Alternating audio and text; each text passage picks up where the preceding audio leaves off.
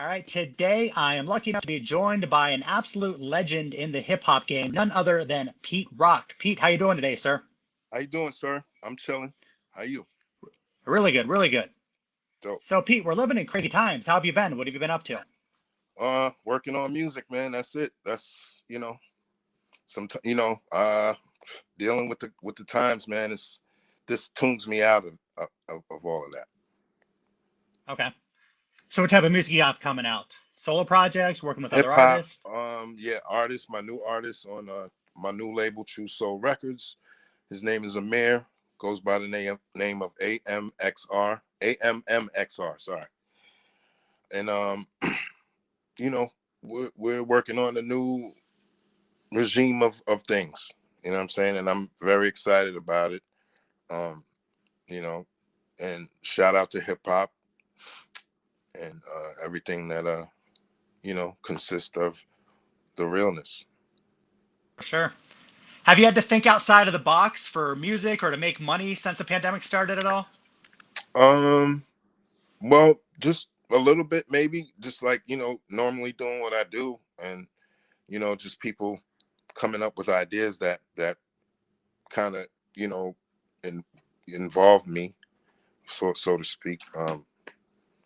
Some I'm a person that could bring something to life for someone. Sure. So, let's kind of go to the beginning. What type of kid were you? Young, happy, enjoyable kid. You know what I'm saying? Just full of life. You know what I mean? Loving music at an early age, and my pop taught me about vinyl, and basically my life was was a, was pretty good. And as a kid, just growing up and uh, older cousins, people, guiding me in life and, just keeping me positive and, doing what I do best. It all leads up to my first time DJing and, wanting to get into producing and so forth. So everything is linked to music. Now, working as a DJ, what is the main skill? What would the number one skill be? Is it to read a crowd? Is it mixing? Is it mic skills? Um, it's basically DJ skills. You just gotta have a keen ear for things. You gotta know where things go, how things are done, as far as DJing goes, having rhythm and timing, um, which is the most important parts, you know what I'm saying? And just knowing what to do, uh, you know, when you're doing that type of thing. And when you finally get when you finally get to be the best DJ, or practice makes perfect, you want to do other things. It just comes with the territory, and so that's where producing comes in for me. So I worked as a mobile DJ for a number of years myself. I can think of countless times where I'd have a packed dance floor, everybody's having fun, and then there would always be this one random clown customer that would have a terrible request, would absolutely kill the vibe, to keep bugging you. Have you been in that situation, and how would you handle it? Um, Basically, just handle it like a professional. You know what I'm saying? Um, I basically let them know nicely I don't take requests, and I'm just here to play for you to enjoy what you hear. You know what I'm saying? Okay, so you don't take requests at all, anyways. Nah, Okay, not at sure. all. How many times have you been out, say at a club or any type of venue, and you hear the DJ like, "What is he doing?" or "The timing's off," or "Why do you do it this way?" Of course, as a DJ and a professional, we go to clubs. That's exactly what we're listening for. So that's funny Sure. that you mentioned that, because yeah, we want to know what other DJs are doing and to see if they're getting the job done. Who's another DJ you would kind of look up to or you would give props to? Um, Man, so many. Grandmaster Flash, Cool Herc, um, Charlie Chase, DST. These are guys from like 79, 80, all the 80s. Um, then you got, you know, a whole bunch of 90s cats. There's, people like DJ Aladdin, DJ Plastic Man, DJ Scratch, DJ Richie Rich. Um, those were my era of DJs, coming up in the game. And those are people that I look up to too. Excellent. Rest in peace, DJ Rock Raider. Can't forget him. All right, so Pete Rock's known for having a lot of tools in that toolbox. Great DJ, producer, rapper. Why is that so important to have such a wide variety of skills? Just to show people that you could do various things. People, when you pigeonhole yourself to one thing, and people tend to get tired of things, especially the picky audience today. You got to do all kind of stuff, man, to stay relevant. You know what I'm saying? So, with that said, you know what I'm saying, I just happen to do all those things because it comes with the territory. How did you and CL Smooth hook up?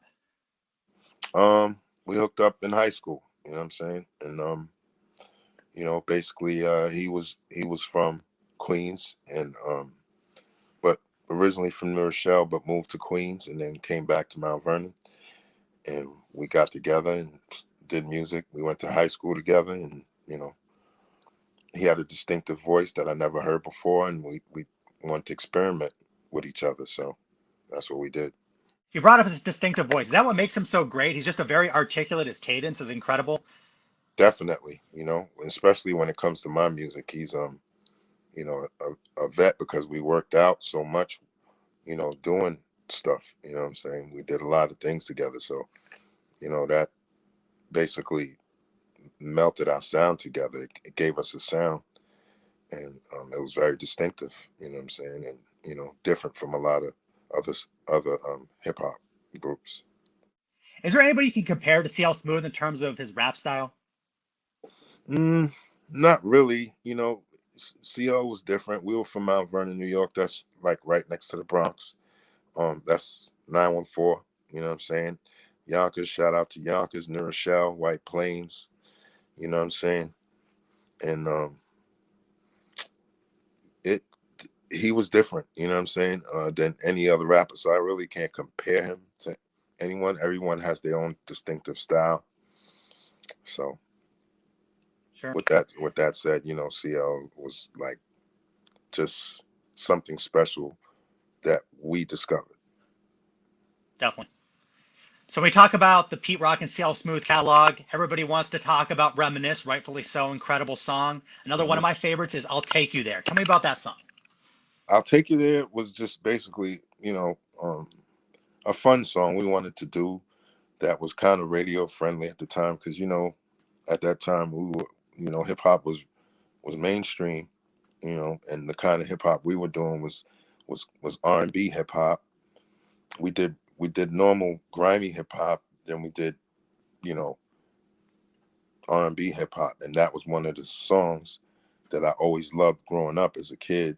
You know what I'm saying? And um, we just wanted to give back that same that love that was given to us when that record came out. Rising to the top. Definitely. Shout out to Kenny Burke. A lot of people get caught up in comparing this to that. You know what I'm saying? Sure. Instead of just taking it as a whole and saying, "Yo, that's good music right there, man." People need to stop, pitting each other against one another when it comes to the music um, aspect, because we all make good music. You know what I'm saying? I love West Coast. I've been loyal to the West Coast for a long time. I think I was like the only DJ in New York who was playing West Coast music on the radio, and that's a fact. That's awesome. That's So awesome. you know what I'm saying? Like, so we all just make great music. It's just our style a little bit different from each other. That's all.